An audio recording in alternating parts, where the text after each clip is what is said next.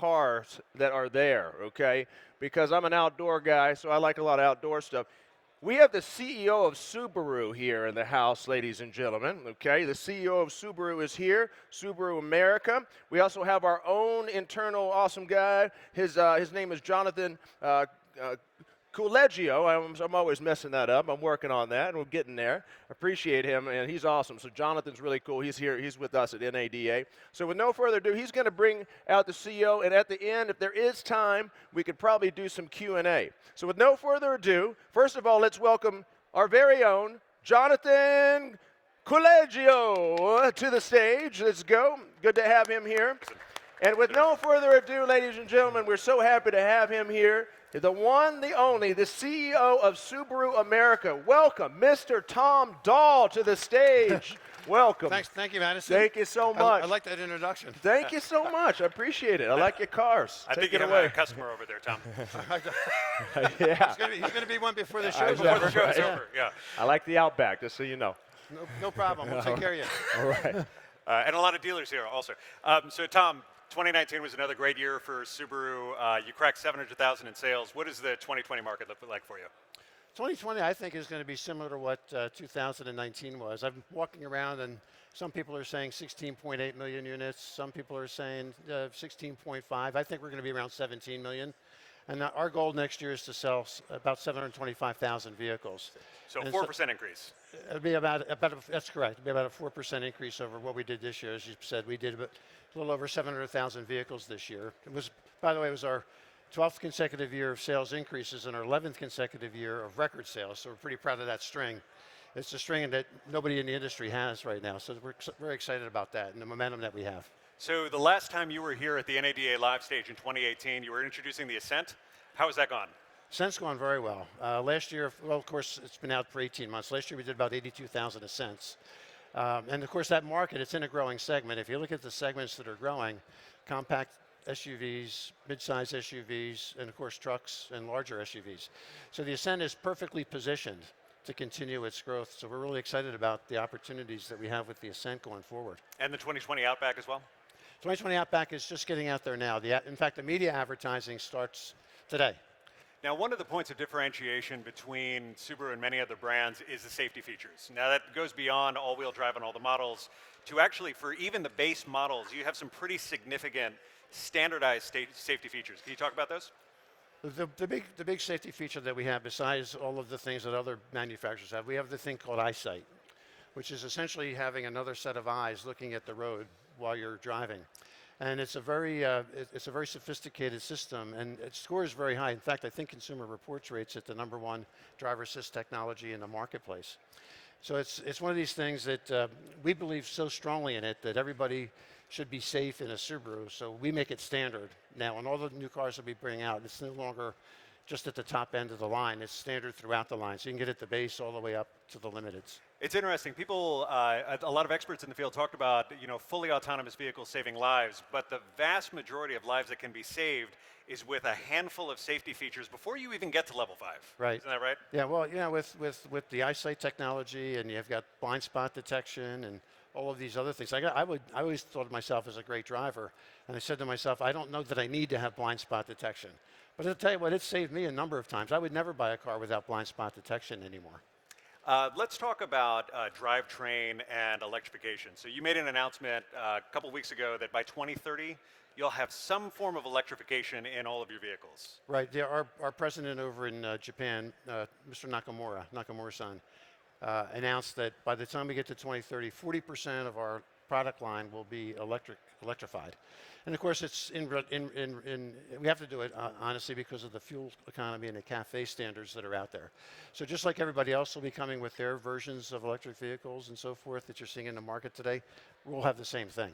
But that also includes plug-ins as well as more traditional That's right. hybrids. Yeah, it'll be plug-ins and strong hybrids, that'll work in combination with the internal combustion engine to improve the fuel economy, to get to the standard that's necessary.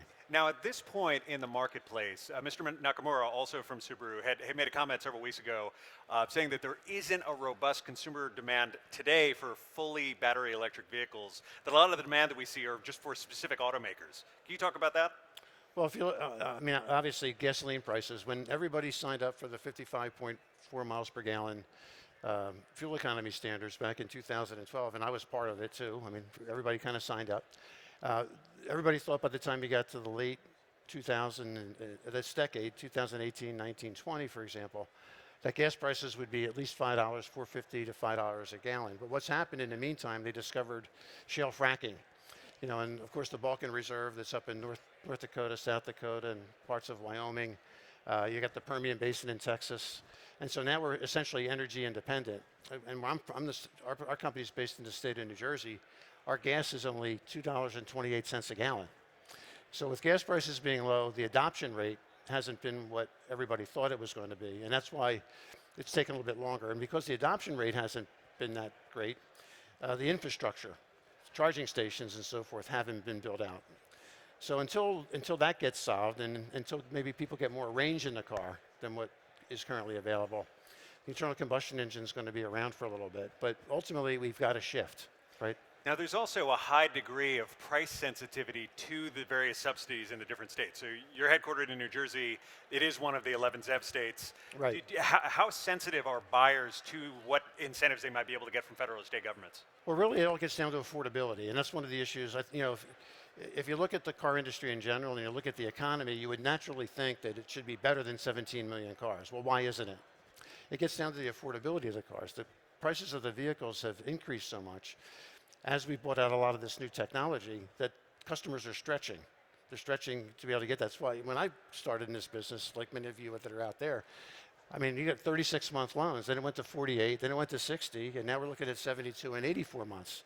And it's all designed to keep that payment within the budget. And of course, there's more demand for people's money now. Everybody has a cell phone and data plans and things like this, and everybody wants to do live streaming and do all this other stuff. So people don't have the disposable income to be able to afford the ever higher prices. So these incentives that are offered, whether it's by the federal government or by the states, is essential to making sure that that affordability issue is solved. And so, like in New Jersey, they just passed one. It's actually one of the better incentive programs in the country right now, up to $5,000 off on top of the federal credit. On top of the federal one. On top of the federal credit, right. So, Japanese company, obviously Subaru. Many of the Japanese manufacturers, I want to say that more than half of the zero-emission vehicles in Japan are hydrogen. Any plans for a hydrogen-based drivetrain in the future for Subaru? You never say never, right? Yeah. But right now, probably not.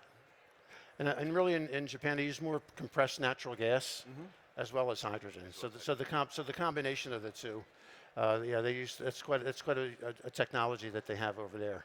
So let's just switch for a little bit and talk about retail. I see a number of Subaru dealers out in the room, sitting right here. Right here, Jeff and Carter. And you know, so last I checked, you have 630 dealers, retailers. You call them retailers. You call them get it right now, yes, Jonathan. Sorry about that. They're retailers, they're not dealers. And Subaru consistently ranks at the very top of brands in the NADA Dealer Attitude Survey, where we survey dealers twice a year about their attitudes toward the brand, the management, the product, but as well as dealer relations. So if you could just talk about, well, what does Subaru do differently that keeps you in that top tier of manufacturers with dealer relations every year? Well, I think what we try to do is our retailers are our partners, right? We don't look at them as adversaries, or they win and we have to lose, or you know, we have to win and they have to lose. So we try to come at it from that perspective. The other thing I think we've kind of come to grips with and have realized that, to be honest with you, yeah, we've set these sales records the last 11 or 12 years, but to be honest with you, we don't sell anything. The retailers sell the cars. So our job is to put the retailers in a position so that they can sell the cars and make their lives a little bit easier, through different activities and things that we have going on, like our Love Promise activities that we have going on all during the year, and then Share the Love at the end of the year. And I can't say enough about how our retailers have embraced these activities, because it ties the retailers to their local communities. We have Subaru Loves the Earth in April, where we take these hard to recycle items like these coffee K-cups, and we recycle them into furniture like this and picnic tables. And then we have Subaru Loves to Help, or this year we sponsored with the Leukemia and Lymphoma Society to help people with cancer, blood cancers. And then we have Subaru Loves Learning, where we work with the American Association of Science, AAAS, to pick and select award-winning science books. And then, of course, in October, it's Pets Month, so we have Subaru Loves Pets in October, and then, of course, at the end of the year, Share the Love, where we and our retailers contribute $250 to one of 4 national charities or a retailer's hometown charity that they select. Yes. And then that's really fun, too, because they raise a lot of money for their local hometown charities, and I get the opportunity to go to a lot of these check presentations, and when you're giving a hometown charity $25,000, $30,000, $40,000 at one of these meetings, I mean, it really does make the hair on the back of your neck stand up because they're so efficient with how they can utilize the money. But what it does is it ties the retailers into our brand's purpose, right? And purpose is very important. We have to have a purpose besides just making money. We're here to really help each other and help our world. So you said something, you went over it pretty quickly, but you said something that was incisive, and that, I mean, when any company that's in a competitive marketplace, they're doing their marketplace analysis and they're identifying their competitors, we know who they are, their collaborators. Oftentimes, a manufacturer will look at their value chain and they'll look at everything in there and they'll view their retailer as a competitor. You said specifically that you view them as collaborators in the marketplace. Why is that so important? Well, we can't sell directly, right? We have to go through our retailers, and the retailers, we can have the greatest marketing. I talked about this a little bit at our franchise meeting earlier. We can have the greatest marketing and advertising, but it meets the customer at the retailer, at the retail level. We can't control that. Yeah. Only they can control that. So if they understand our brand and our message, and they can get that message down to their salespeople, the F&I people, the service advisors, the people that are actually handling the customer relationships on a day-to-day, that's what demonstrates us and makes us different, right? That's the only thing, because we're a small brand. We have to rely on our retailers to help us to do that. We can't go direct. We can't overpower the market. There's some, I see, was it J.D. Power, and it said, there's $4,000 of incentives. $4,000, I wish I had $4,000 to put into incentives. We can't do that.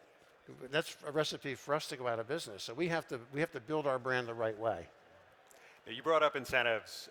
You can't go to any corner of this expo hall. Dealers will be talking about the pain of unduly complex incentive programs by manufacturers. You have incentive programs not so complex. Can you talk about how Subaru structures the way you incentivize the cars?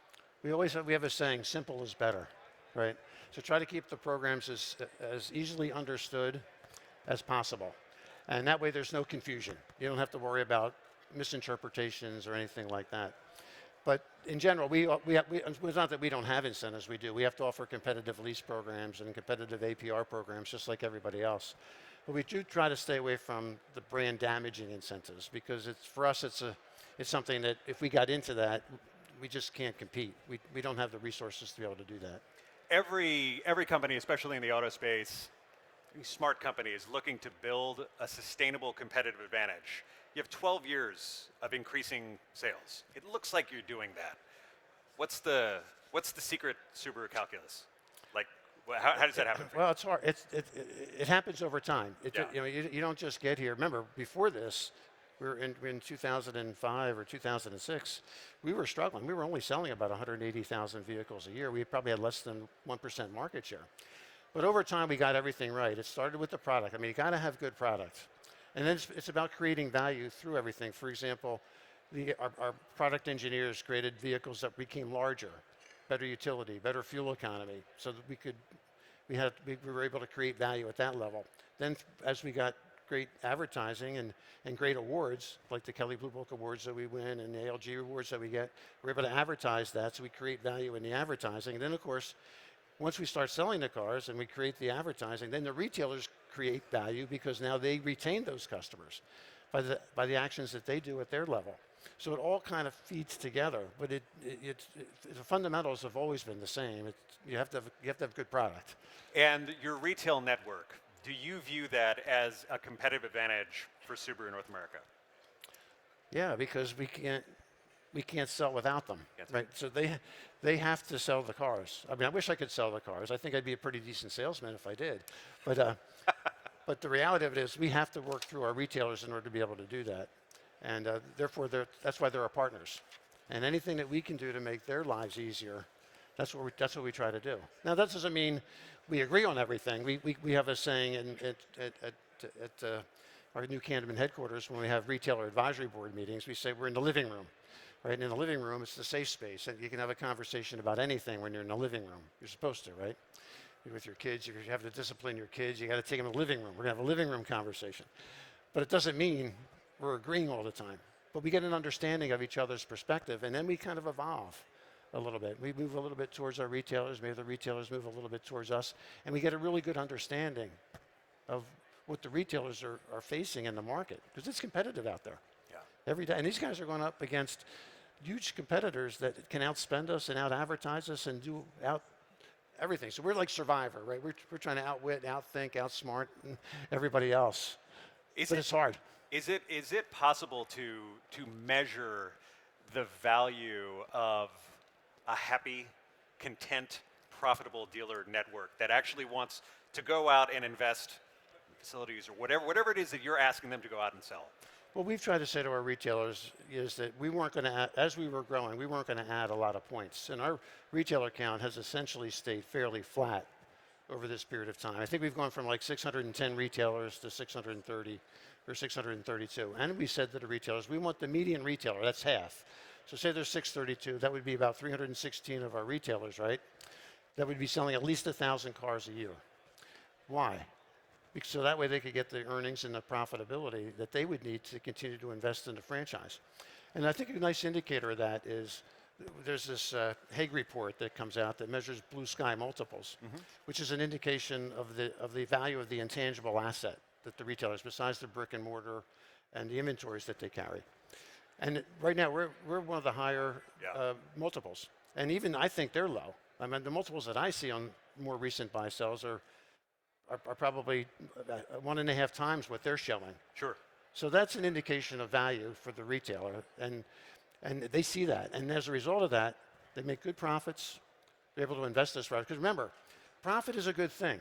A lot of people think profit is bad. Profit is good. For our business, we have to have profit. Why do we have to have profit? Because we got to invest.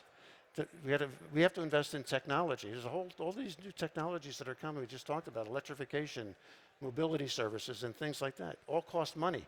Safety features cost money. Retailers with having facilities that cost money. So profit is temporary because it has to be reinvested back in the business. You have to have some left over to pay your shareholders and provide a nice dividend to them.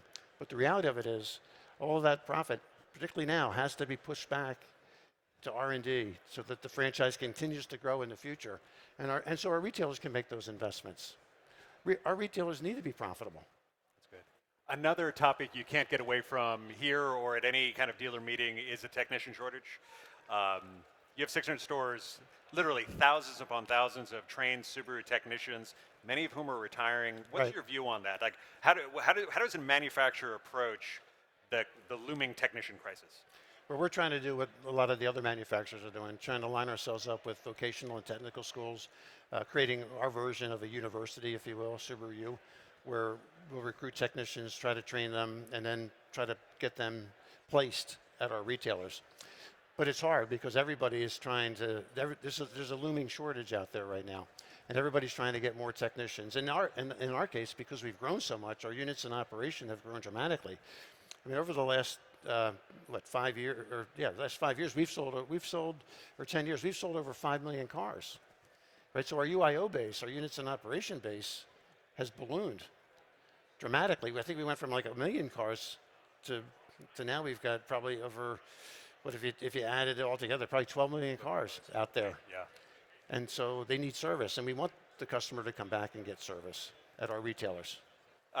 22 make meetings over the course of the next several days. What are you going to be talking about at your make meeting with your? We had it. You had it. This morning. We had it this morning. Ours was at 10:15, and retailers are asking. One of the issues that has come up, some quality issues. We've had a number of recalls for us, which is unusual. We typically don't get the number of recalls that we've had. And so we have to make sure that the production quality and the build quality, and we're working with our vendors and our suppliers to be able to do that. But a lot of it is growing pains because we've grown so quickly over such a short period of time. we had to go back and take a look at all the production processes and get the industrial engineers in there to figure out how the processes need to be broken down even further to maximize their time. And we had to work with the vendor suppliers the same way.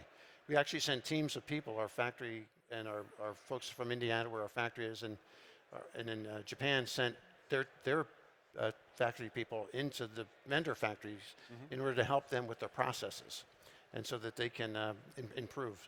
So we think that this is probably the last year that we're going to have the number of recalls that we have. Then from here on, it's going to get better. But for us, we're not used to this level, right? We like no recalls, but that's not possible, but we'll try to keep them to a minimum anyway. Little known fact about Tom Dahl, you chaired the corporate chair of the Auto Manufacturers Trade Association in Washington, D.C. Global automakers. The global automakers. For this past year. For this past year, tariffs were the hot topic. What's your perspective moving forward? They signed USMCA. What is it? What's your opinion on the kind of the status of the landscape? It was really kind of interesting because when I went into the role, nobody was even thinking tariffs, right? Yeah. And so we had an agenda at Global Automakers of what we were going to try to accomplish during the year, and then of course the tariff situation came up. But I think it's all resolving itself, right? I mean, you've got, as you pointed out, USMCA is done. We as an auto industry, we could have lived under NAFTA, and now we can live under USMCA. It's fine.